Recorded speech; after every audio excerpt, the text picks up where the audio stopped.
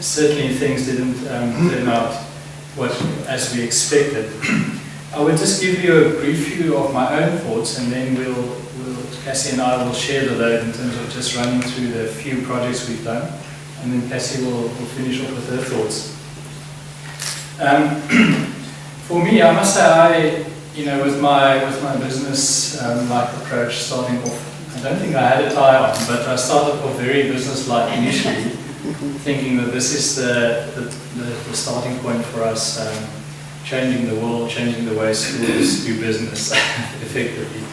But I very soon changed tack, and I think it was mainly because of Cassy's sort of influence on me. And the whole business-like focus, where it's very much task-driven, changed to a more relationship-driven focus.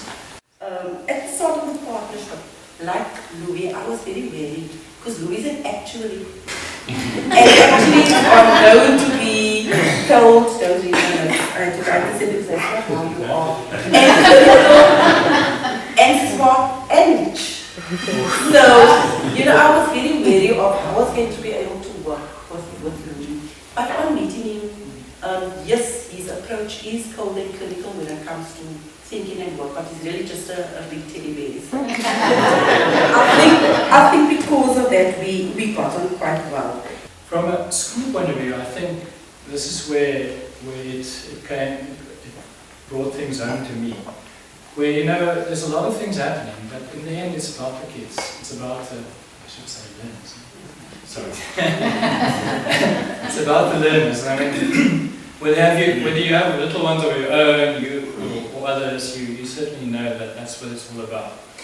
So we spoke about some ways in which we could get our parents more involved. And one of the ways that we are planning to this year, in fact we have our first seminar on the 31st of May, is to run regularly workshops in which the parents can develop themselves, be it with disciplining their own children. The first one will be on helping their children to read. So it's very basic, and we're also going to be sharing it with the parents of another school in our neighborhood, so they will also be invited, just to share that. The focus quickly changed to staff training, and actually getting the teachers on board and discussing with them the key issue about the learner at risk in that particular environment.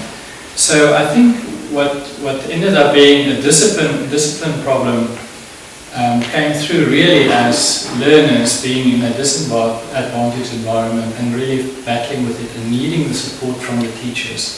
The workshops we attended were geared to improving our leadership skills in such a quiet, unassuming way that we are often amazed at the differences it made when we applied the principles. One of the workshops that had a very particular impact on me was the flawless consulting workshop. If ever you want to be thrown out of your comfort zone with no backup, nobody to hide behind but yourself, then attend that workshop. If anybody came away from that workshop unchanged, then I don't think anybody can change you. Now my baby, I'm all into numbers, so I thought, okay, let's just tackle the budget and sort it out quick. Again, that was really not the approach to use at all. And I soon realized that actually, I can come and go. The school will have to run with the budget for years going forward. So let's provide some ideas, let's provide some input, but in the end, let the finance committee, the school governing body, and the rest of them take control. Then the golden thread that was woven through everything was community involvement and community development. And I think we've learned that. We've come a long way from a year ago. I know I have, and as Louis has spoken, he has too.